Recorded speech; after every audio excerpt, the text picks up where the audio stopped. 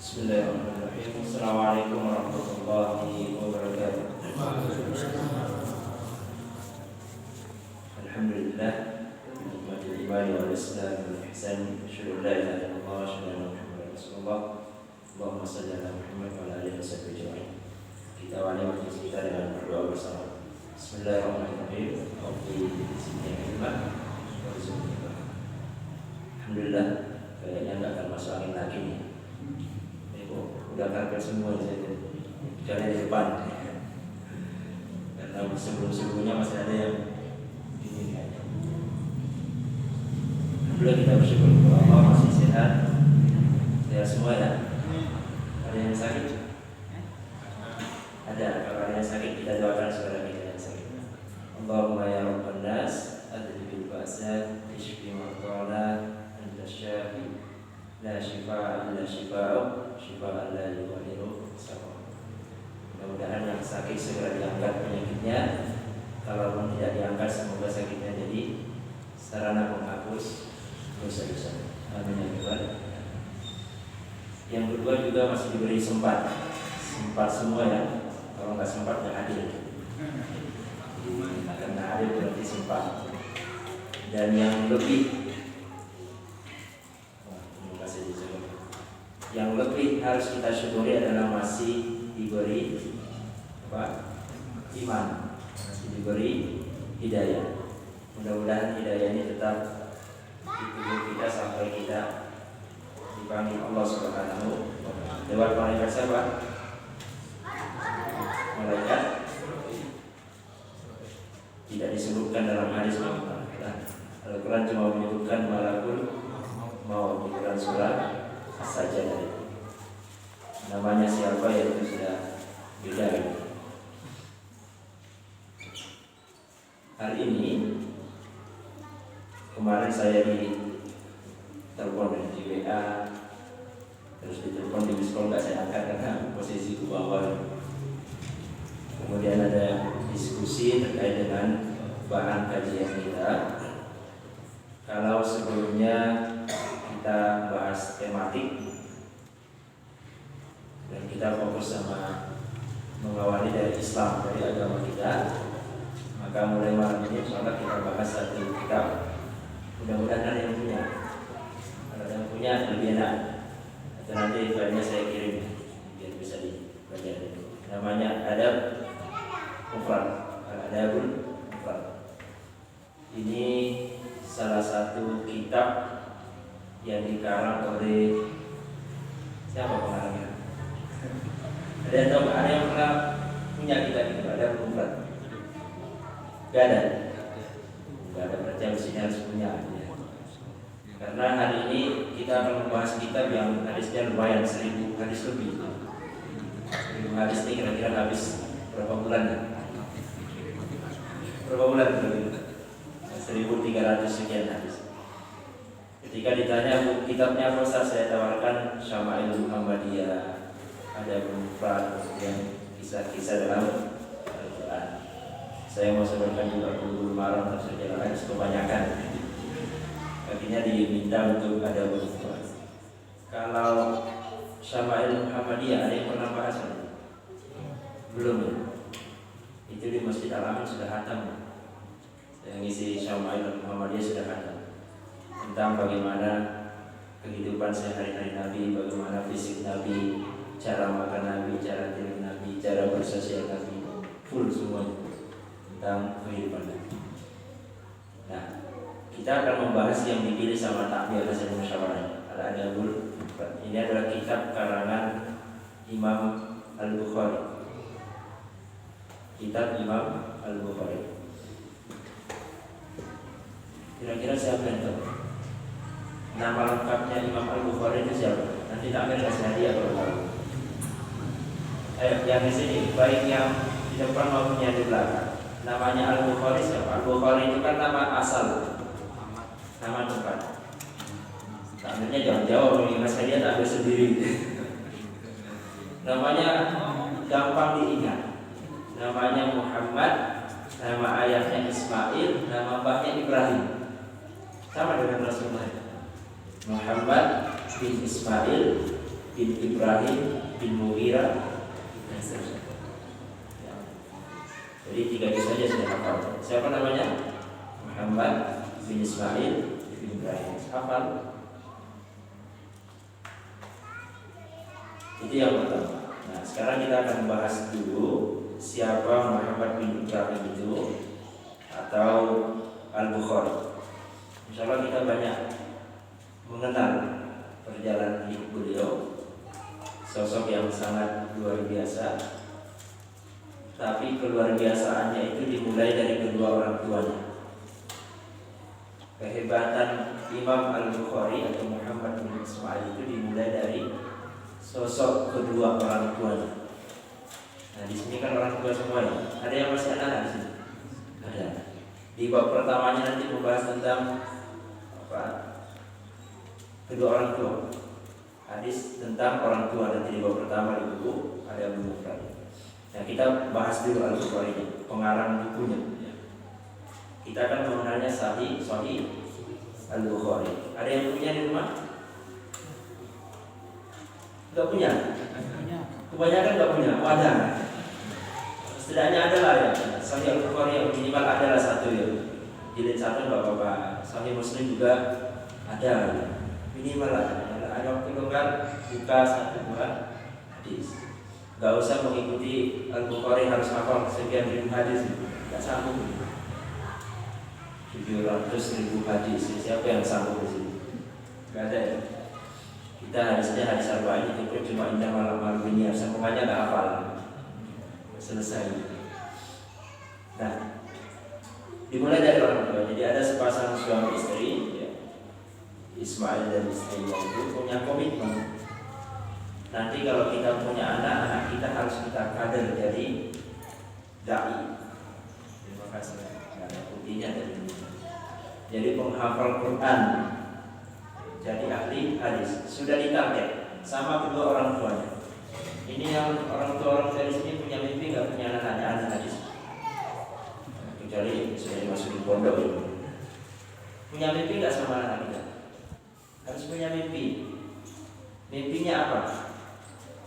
Saya kalau diundang ceramah tentang akikah lahiran anak, saya sampaikan gini sama orang tua. Saya panggil orang tuanya, Bapak, Ibu, ini anaknya mau diapakan? Silakan dijawab. Saya suruh jawab orang tuanya. Kalau anaknya disiapkan untuk jadi penyanyi, maka semua yang ada di rumah ini desain agar anaknya jadi penyanyi. Kalau anaknya didesain menghafal Quran, maka mulai hari ini semua yang ada di rumah ini desain bernuansa Al-Quran. Mulai dari kalau ada gambar yang harus Al-Quran, kalau ada suara yang harus Al-Quran. Tergantung orang tua mau didesain apa anaknya. Silakan dipikirkan. Saya setiap ngisi kajian akikah mesti saya sampaikan dulu. Anaknya mau diapakan? Desain rumahnya seperti yang diharapkan. Nah, tapi orang beriman itu pasti tujuannya satu, anaknya jadi anak yang soleh sedikit aja. Tapi kalau zaman sekarang kan anaknya mau jadi apa? YouTuber. Nah, keren lah jadi YouTuber. Jadi apa lagi? Instagram apa itu? Ya, pokoknya dunia. Padahal dunia ini kan apa ya? Dunia ini apa pokoknya? Semu. Kira-kira Bapak Ibu kalau di penjara enak? Siapa yang suka di penjara? Yang senang masuk penjara ada nggak? Ada yang pernah menikmati penjara? Gak ada. Alhamdulillah. Saya pernah, Pak. Karena dapat tugas ceramah di penjara masih dan penjara perempuan itu saya masuk luar biasa bersih. Dan paling gagah saya karena satu-satunya laki-laki. Mulai dari MC yang atas semuanya perempuan.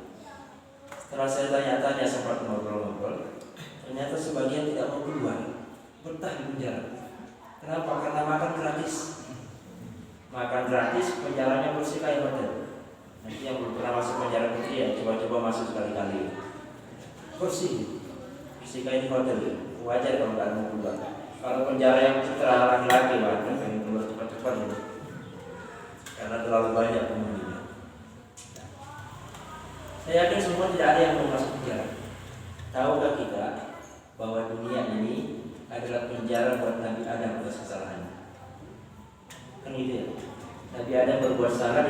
mana? Di dunia hukumannya. Tapi kita terlalu menikmati, ya berarti kita ini senang berjalan sebenarnya. Senang menerima apa? Hukuman. Tapi semuanya kan sudah siap mati, wajah-wajah siap mati saja. Allah alam insyaallah semuanya seperti mati. Nah, kita kembali ke kedua orang tua. Punya mimpi anak saya harus saya cetak jadi anak yang soleh. Ternyata ketika anaknya lahir, Imam Bukhari namanya anaknya dua, satu Muhammad, satunya Ahmad. Ya, satunya Muhammad, satunya Ahmad. Muhammad ini kemudian Imam Al Bukhari. Nah, ketika lahir Al Bukhari ternyata diuji oleh Allah dengan cara ayahnya meninggal. Usia 2 tahun ayahnya sudah meninggal. Dia sudah berposisi sebagai yatim atau piatu. Yatim, bukan piatu ya. Kalau piatu berarti posisi 2 tahun ayahnya sudah meninggal. Siapa di sini orang ayahnya meninggal usia masih kecil? Ada nggak? Ada ya? Ada, alhamdulillah. Masih kecil. Tapi ibunya komitmen, wah nggak usah nyari laki-laki lain. Ibunya tetap komitmen sama janji yang pernah dibuat sama suaminya bahwa dia harus mencetak anaknya. Maka dididiklah anaknya, ada yang lamar ditolak, tidak mau. Karena dia fokus mendidik anak. Sama dengan saya kemarin ditanya sama jemaah, Ustaz, benar nggak ada perempuan yang berani menolak lamaran Nabi? Saya katakan ya. Sekelas Nabi Muhammad ada yang tolak lamarannya. Ada yang tahu namanya siapa wanita ini? Atau ada yang pernah baca kisahnya? Ada satu wanita yang itu ditolak, yang itu menolak Nabi. Dan hebatnya lagi, lamaran Nabi 2 kali ditolak semua. Wah, berani wanita ini. Sekelas Nabi ya, kita kalau ada perempuan dilamar sama wali kota langsung gak usah presiden lagi ya. Pokoknya punya jabatan. Ini Nabi yang lamar ditolak. Ya. Dia adalah saudarinya dari Ali radhiyallahu anhu. Ali bin Abi Thalib, Ja'far bin Abi Thalib. Jadi punya saudara perempuan dan dilamar sama Nabi. Pertama dilamar ketika Nabi belum jadi Nabi, masih muda. Lalu kemudian dilamar lagi ketika Fathu Makkah. Ditolak 2 kali. Alasan pertama ditolak karena waktu itu dia sudah dilamar. Jadi kalau wanita sudah dilamar itu tidak boleh dilamar laki-laki lagi. Ya.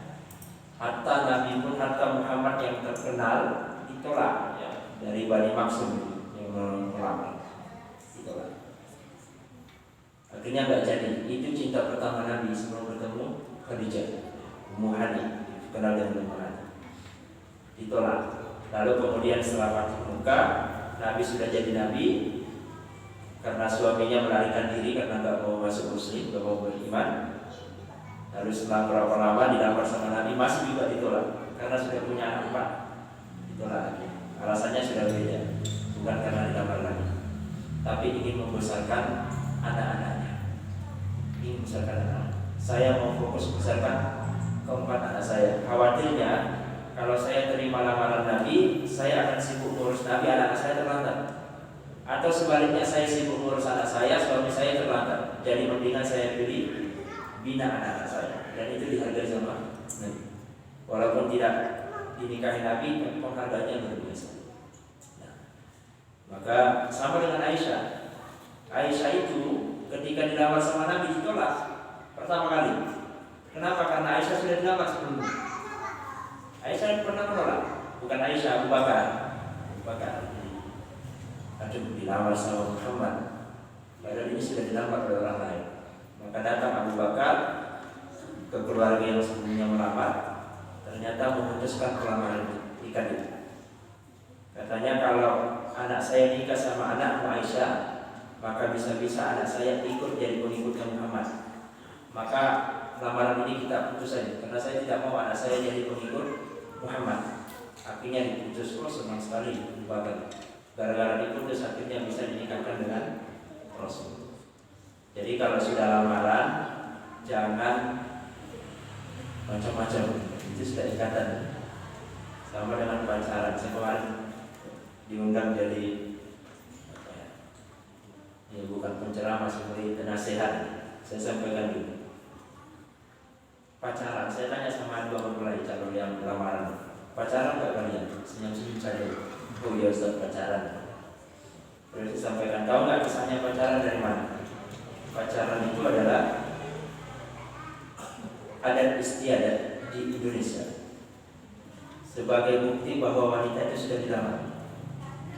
Jadi wanita itu kalau sudah dilamar itu diberi tanda dengan mewarnai tangannya dengan daun pacar. Itu tandanya. Jadi kemana-mana orang kalau sudah di tangannya sudah ada daun pacar berarti sudah lamaran. Oh itu harus pacaran. Pacaran artinya sudah diberi daun pacar. Sudah selesai, tidak boleh dilamar lagi. Tapi sekarang kan istilahnya berubah ya. Pacaran itu sudah jauh. Lalu istilah itu apa? Ritual memberi pacar itu berubah menjadi cincin sekarang. Cincin sebagai bukti bahwa sudah lamaran. Di pacaran itu panjang kisahnya ya. Nah kita kembali. Nah kemudian ibunya ini tetap bertekad untuk membesarkan Al-Bukhari Muhammad. Dididik anaknya sampai kemudian usia 4 tahun diuji lagi. Apa ujiannya? Muhammad kecil dibutakan, buta anaknya. Bibinya stres gak kira-kira? Sudah ditinggal sama suami, baru setelah 2 tahun, anaknya kena musibah, buta permanen, gak bisa melihat. Gak bisa melihat. Tapi Allah mengganti penglihatan Bukhari dengan ingatan yang kuat. Pertanyaannya kenapa bisa punya ingatan yang kuat? Bukhari itu kalau baca 1 lembar atau mungkin 2 lembar di depannya tanpa lihat, dibacakan, itu langsung ingat. Tak titik komanya. Ada nggak yang punya hafalan seperti itu sih? Dibacakan, mulai dari A sampai Z dibacakan semuanya 1 kali saja, itu langsung terekam di kepalanya, saking kuatnya ingatan Bukhari.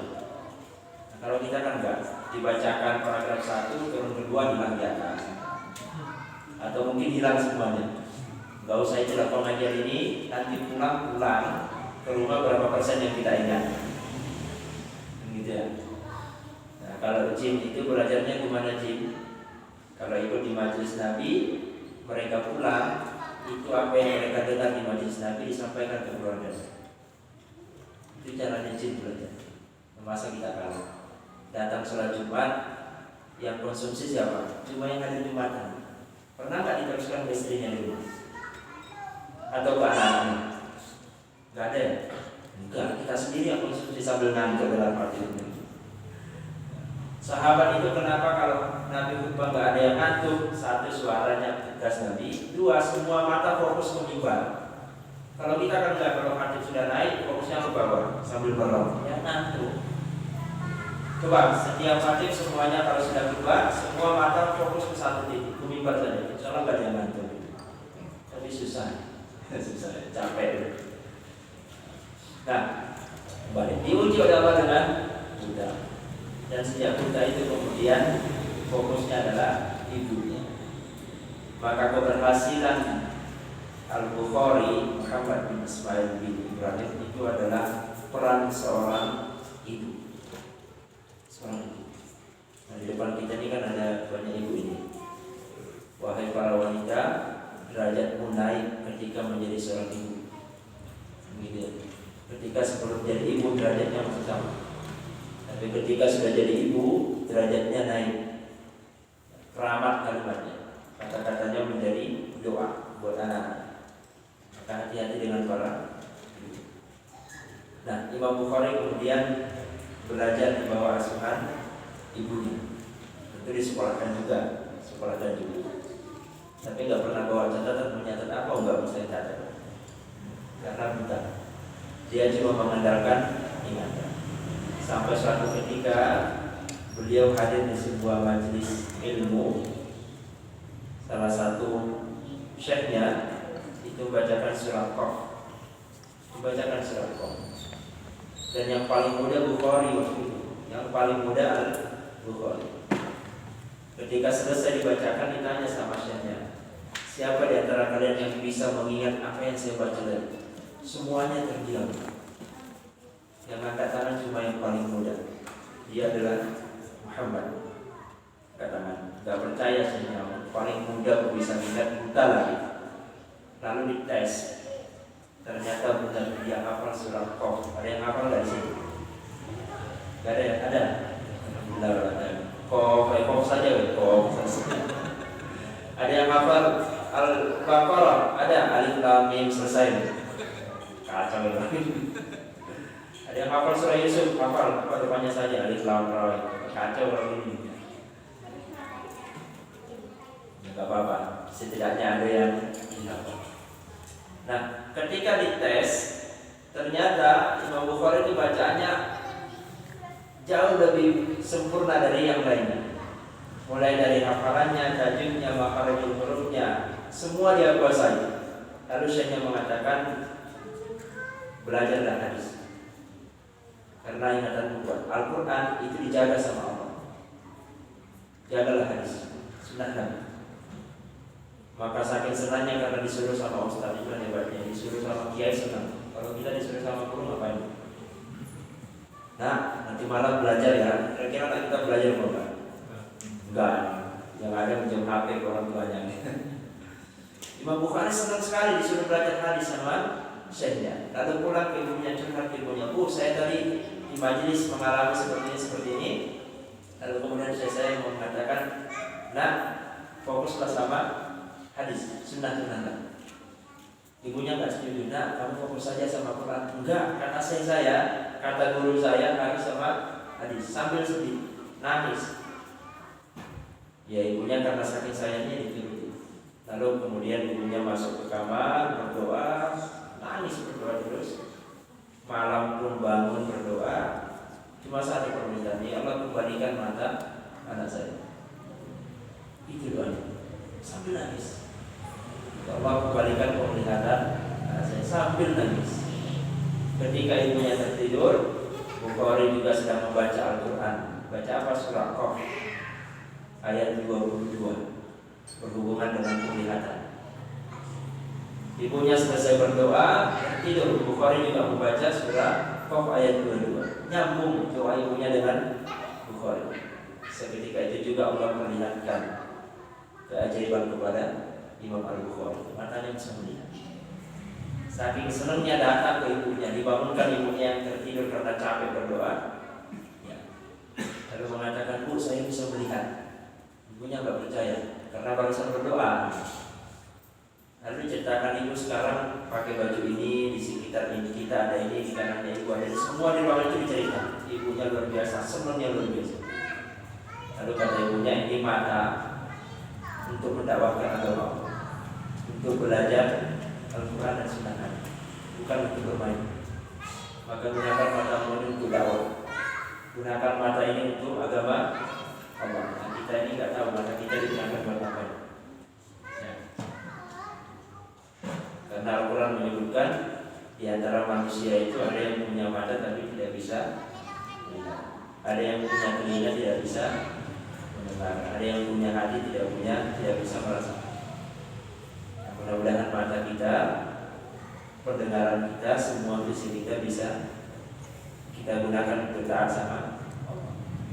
Maka sejak itu kemudian semangatnya tinggi sekali karena sudah diberi nasihat sama syekhnya belajar hadis, disemangati sama ibunya.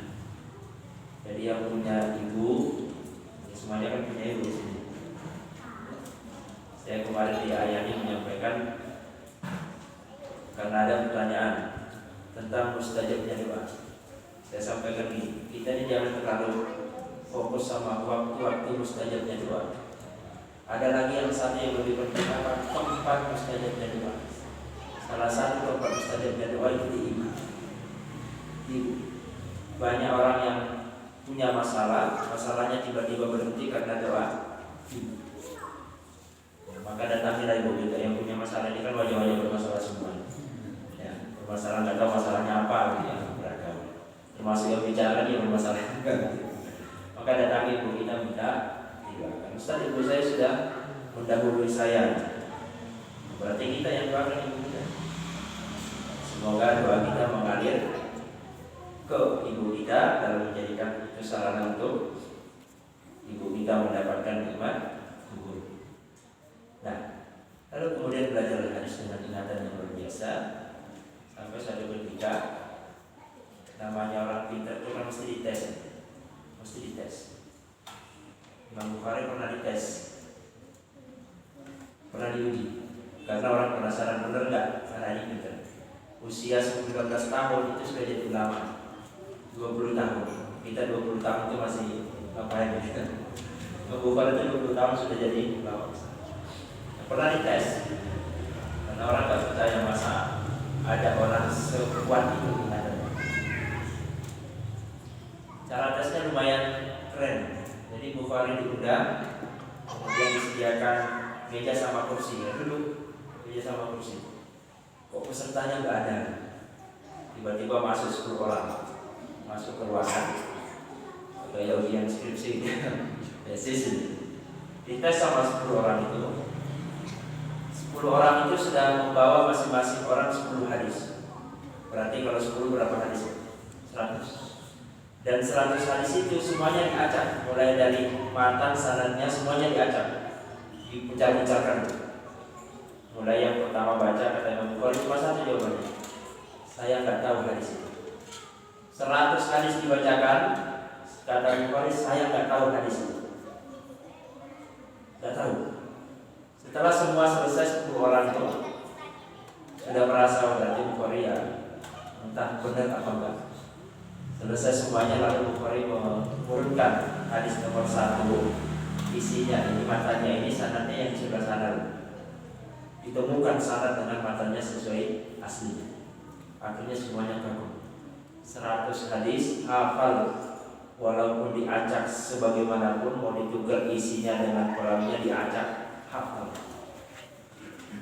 Kita kalau ditanya di sini yang paling ada nggak yang hafal 5 hadis di sini di ruangan ini? 5 saja lah. Ada? Enggak ada. Satu. Enggak ada. Saya yakin ada, cuma nggak tahu ini hadis apa bukan. Pernah dengar hadis ini? Inna wa bu'ithu. Apa gitu loh? Cuma ragu-ragu. Atau yang kedua, inna wa bu'ithu mu'alliman. Paling pendek gitu. Ibunya saya diutus sebagai mu'allim. Inna malah baru ya, cuma sampai situ. Yang bawahnya nggak hafal. Tapi insya Allah kita banyak menghafal hadis. Cuma nggak tahu yang saya hafal ini hadis atau bukan. Jadi pelan-pelan kita baca. Itu Imam Bukhari. Jadi luar biasa beliau. Gurunya juga sangat banyak. Bapaknya ini mazhabnya mazhab Malik bapaknya.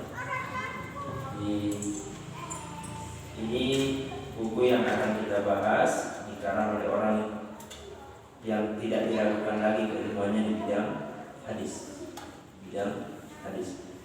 Mudah-mudahan dari kitab ini nanti kita mendapatkan pelajaran yang berharga yang bisa menuntun kita bagaimana bersikap dalam agama ini, terutama kaitannya dengan adab, dengan akhlak. Akhlak itu kan sebenarnya terangkum pada 3 titik saja. Cuma 3 titik saja akhlak. 1, akhlak kepada pencipta, akhlak kepada Allah. 2, akhlak kepada manusia. Lalu yang ketiga, akhlak kepada makhluk Allah selain manusia. Berarti ada binatang, ada tumbuhan. Ya cuma itu saja. Akhlak kita kepada Allah berarti hubungannya dengan tauhid, akidah. Akhlak kita kepada manusia ini yang hubungannya banyak. Akhlak kita kepada selain manusia juga banyak. Contoh selain manusia apa? Buang sampah sembarangan. Ya. Itu akhlak apa bukan? Gak usah buang sampah yang besar-besar lah. Mohon maaf, yang merokok betul merokok, habis rokokan kira-kira betulnya dimasuki kantong apa langsung dibuang? Nah, dibuang di jalan ya? Dibuang di jalan. Harusnya di mana? Harusnya disapu dulu sampai memotong sampah. Kebakaran. atau makan permen. Habis makan permen bungkusnya langsung dibuang apa disapu dulu? Dibuang. Berarti kita punya akhlak apa enggak sama lingkungan? Jawab sendiri lagi. Jawab sendiri. Atau minum segelas aqua gelas, dihabiskan apa enggak? Lebih banyak dihabiskan apa enggak? Terus gelasnya langsung dimasukkan tong sampah atau diletakkan sembarangan? Inilah akhlak. Jadi kita selama ini berbicara Rasulullah diutus untuk menyempurnakan akhlak, tapi kita sekedar tahu teorinya. Buanglah sampah pada tempatnya, tulisan toh. Giliran buang sampah sembarangan. Maka tidak salah kalau Allah mengatakan kerusakan di bumi dan di darat itu karena ulah manusia, bukan ulah binatang, ulah manusia. Nah ini, mudah-mudahan kita bisa merangkum tiga itu dari belajar dari hadis-hadis yang ada bermufrad ini. Yang pertama akhlak kepada Allah, yang kedua kepada manusia, ketiga kepada makhluk selain manusia. Ada juga yang membagi empat, satu kepada Allah, dua kepada Rasulullah khusus, yang ketiga baru kepada manusia secara umum, yang keempat baru kepada makhluk lain. Tapi Rasulullah juga manusia, berarti bisa digabungkan jadi tiga. Tapi ada yang membagi jadi empat. Nah, yang paling banyak adalah yang kedua itu manusia dan makhluk selain manusia. Terkait dengan hadis Nabi, Rasulullah mengingatkan kita, insyaallah kita hafal semua hadisnya.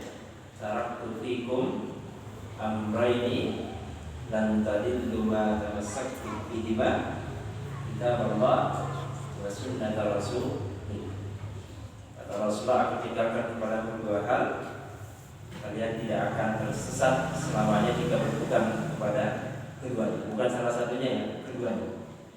Apa itu? Kitab Allah wa sunnat Rasul. Al-Quran dan Sunnah Rasul. Nah, insya Allah semuanya di sini tidak ada yang tersesat, kecuali kalau meninggalkan Al-Quran dan ada yang menghafal satu juz ini. Dari sini. Ada? Ada ya? Naik dikit 2 juz. Nah, mulai tolak-tolak dengan siapa yang 2 juz ini?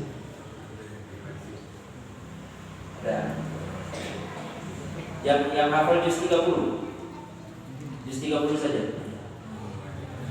Ada di belakang ada kita. Yang hafal Al-Quran ini dijadikan imam. Karena ada murid saya, jamaah saya, itu sudah hafal masuk juz 17, tapi disuruh imam tidak berani. Terus sudah berani, tapi sudah hafal hampir 17 juz. Puasa kemarin sudah 16 juz, apalagi sudah 17. Tapi belum berani imam. Pokoknya tahun depan harus jadi imam tarawih. Karena di masjid kami itu dialami imamnya dari dalam semua. Ada saya, ada Ustaz Bagus, Ustaz Agus, Ustaz Dardi. Kemudian ini yang 16 juz ini tahun depan harus jadi imam. Kan lebih enak kalau yang imami orang dalam sendiri, bukan penceramahnya semua orang sudah imami lagi. Lebih pas kalau ada orang dalam. Nah, siapapun yang ingin bercita-cita menghafal Al-Quran, komitmenlah bahwa Al-Quran itu mudah. Al-Quran itu mudah. Pertanyaannya kenapa susah bagi kita? Karena kita tidak serius. Kalau mau serius bisa insya Allah. Serius dan yakin. Saya tanya di sini, yang mengatakan Al-Quran susah ada di sini? Ayo, jujur Pak. Yang mengatakan Al-Quran itu susah dihafalkan, siapa? Ada enggak? Enggak ada ya? Al-Quran susah apa?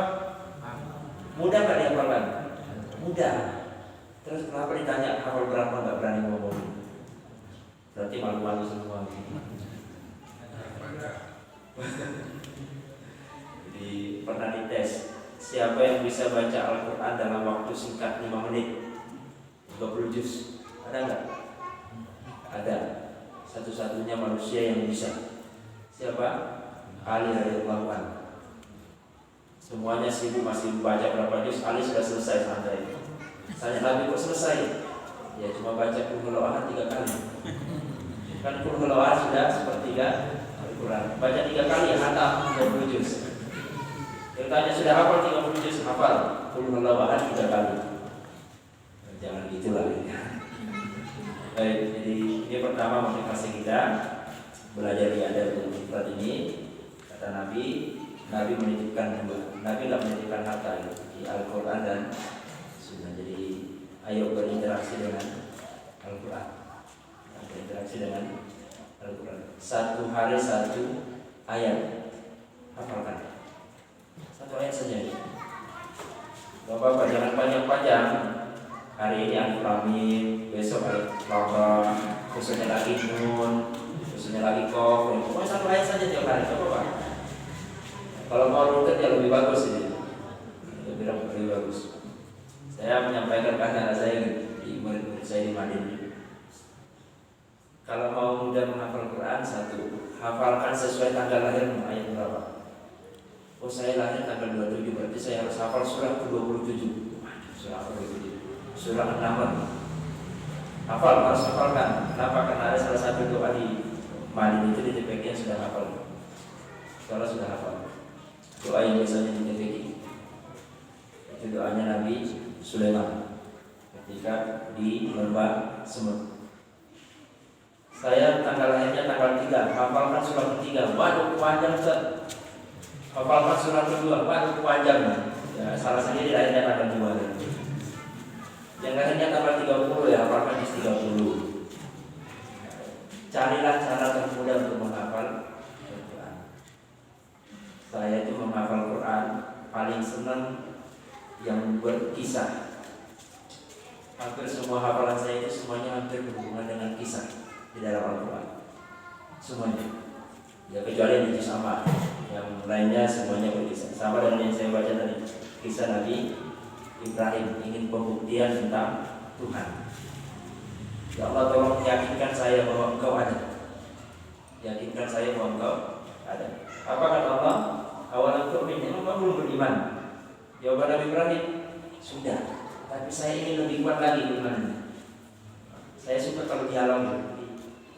Ya masalahnya nggak paham artinya kan repot. Atau di surah Al-Baqarah falamma fasal Talut bil Jurud, kisah tentang Talut dan Jalut. Apa kan? Itu lebih mudah.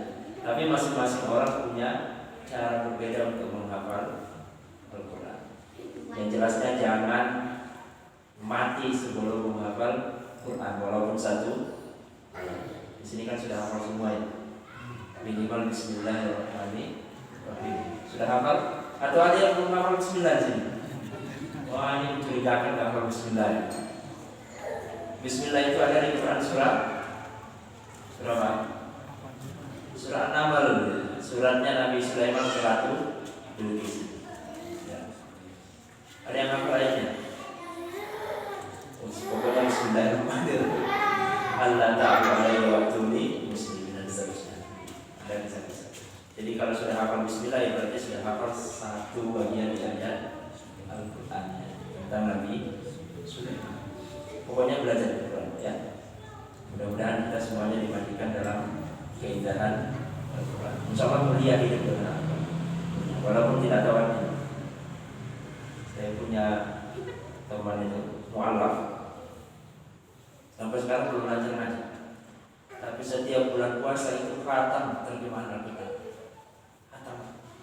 Setiap bulan puasa khatam terjemahannya Al-Quran. Kalau kita terjemahannya agak khatam, ngajinya juga agak khatam. Kan repot. Dia khatam setiap tahun khatam terjemahan. Nah setelah ini mudah-mudahan semuanya termotivasi untuk menjadi penghafal Quran. Di hadis Nabi dijelaskan, jadilah keluarganya Allah. Karena sahabat bertanya, siapa keluarga Allah itu? Rasulullah menjawab, Ahlul Quran. Keluarga Allah di bumi itu adalah para pencinta Al-Quran. Insyaallah bahagia ini. muridnya nggak bingung nyari imam. Imamnya nggak ada, semuanya bisa jadi imam.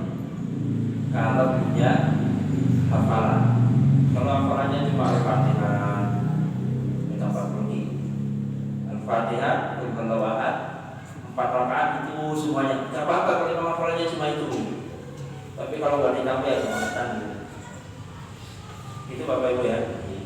Jadi yang pertama, karena nanti kita akan bahas banyak hadis. Cuma di kitab ini nanti akan disambungkan juga dengan ayat-ayat Al-Quran yang berhubungan dengan hadis ini. Nah, sampai sini ada pertanyaan. Mau kita lanjutkan? Saya tak bilang dulu.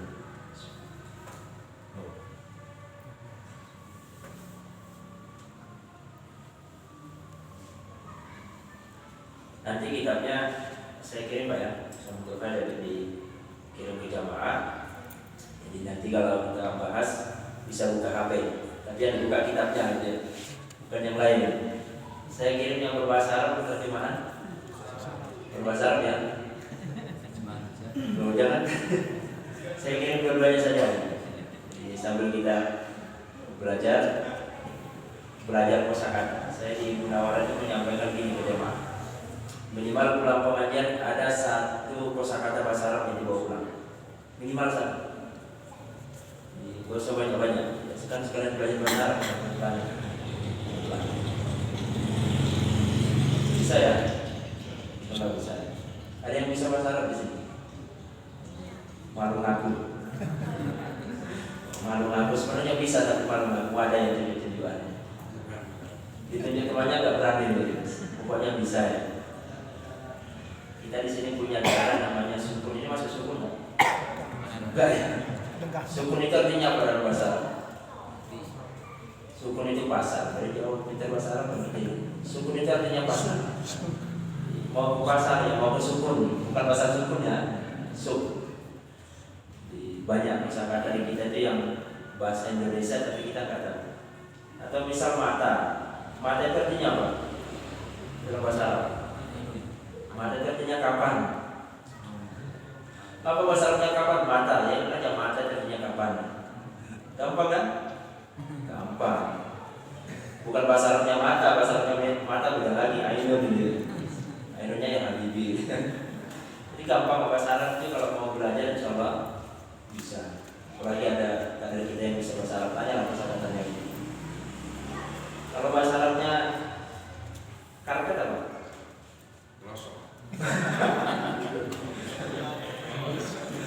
Bahaya nih. Dia sajadah, karpet itu sajadah, tempat sujud. Jadinya tempat sujud.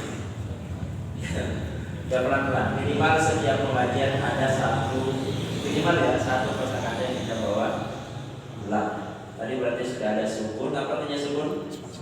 Pasar. Ada pasar sukun juga ya. Mata artinya kapan? Mata artinya kapan? Dan yang lainnya banyak ya. Ya nanti saya kirim kitabnya versi bahasa Arab dan terjemahan. Siapapun nanti bisa belajar bahasa Arab cepat. Terus nanti yang kita pakai yang mana? Jadi combine saja bahasa Arab sama terjemahannya. Pelan-pelan mudah-mudahan dengan itu pelan-pelan kita ada tambahan kosakata bahasa Arab. Bahasa Arab gampang apa susah? Gampang. Soalnya gampang ya. Yang mau bisa bahasa Arab ya? Semuanya. Ya semuanya harus yakin saya bisa bahasa Arab karena bahasa Arab itu bahasa ahli surga. Nanti di surga semuanya berbahasa Arab. Walaupun di dunia nggak bisa bahasa Arab, di dunia juga harus bangga bahasa Arab.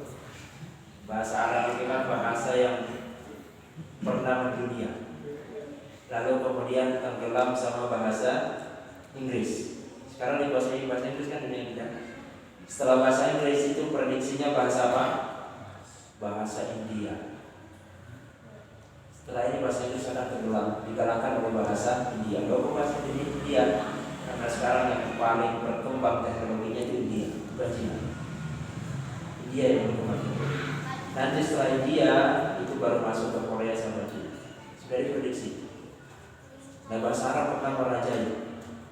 Bahasa Arab pernah merajai. Jadi bangga. Yang nggak bisa bahasa Arab ayo belajar bahasa Arab. Saya juga masih belajar bahasa Arab. Masih belajar pelan-pelan. Bisa ya? Insya Allah. Sudah dapat 3 kosakata hari. 3 kosakata. Oke, ini terkait dengan Al-Quran. Lalu di hadisnya, innama bu'itsu litammima makarimal akhlaq. Sesungguhnya aku diutus untuk menyempurnakan akhlak. Kenapa Rasulullah bukan diutus untuk la ilaha illallah? Karena Nabi sebelumnya sudah membawa itu. Sudah kita bahas di pertama. Nabi sebelumnya sudah membawa la ilaha illallah. Lalu kemudian terjadi banyak penyimpangan. Lalu Rasulullah diutus untuk menyempurnakan. Hubungannya dengan akidah berarti akhlak kepada pencipta. Hubungannya dengan tauhid, kesyirikan berarti akhlak kepada Allah SWT dan lain sebagainya. Kalau akhlak kepada manusia, akhlak kepada makhluk selain manusia ini panjang rupanya. Nah, apa yang dibahas di kitab ini, karena nggak ada yang bertanya, nggak usah banyak-banyak dengan kitab ini. Udah azan ya. Ada sekitar 1329 hadis. Semua tentang adab, tentang akhlak. Dan mudah-mudahan setelah ini kita semuanya semakin paham apa yang dimaksud dengan akhlak oleh agama kita. Saya kemarin di kajian Ibu Aisyah saya tanya, karena saya diberi tema tentang hijrah, karena harus ini kan hijrah yang haram menuju pribadi yang berakhlakul karim. Lalu saya tanya, itu apa bedanya akhlak, etika, moral, adab? Sama nggak kira-kira? Beda. Ya, etika, moral, adab, akhlak beda artinya. Nah, kita bahas insyaallah bulan depan. Kalau masih hidup, kalau masih hidup, kan kalian tahu batas hidup manusia. Mudah-mudahan ada hikmahnya. Jadi saya beri PR buat diri saya sendiri. Habis ini saya kirimkan file ke Tamir biar bisa berjamaah. Jadi kalau pertemuan berikutnya mau bawa HP silakan buat baca kitabnya. Ya. Cukup mungkin kita akhiri dengan istighfar dan berdoa. Astagfirullahaladzim. Subhanallahumma wa bihamdik.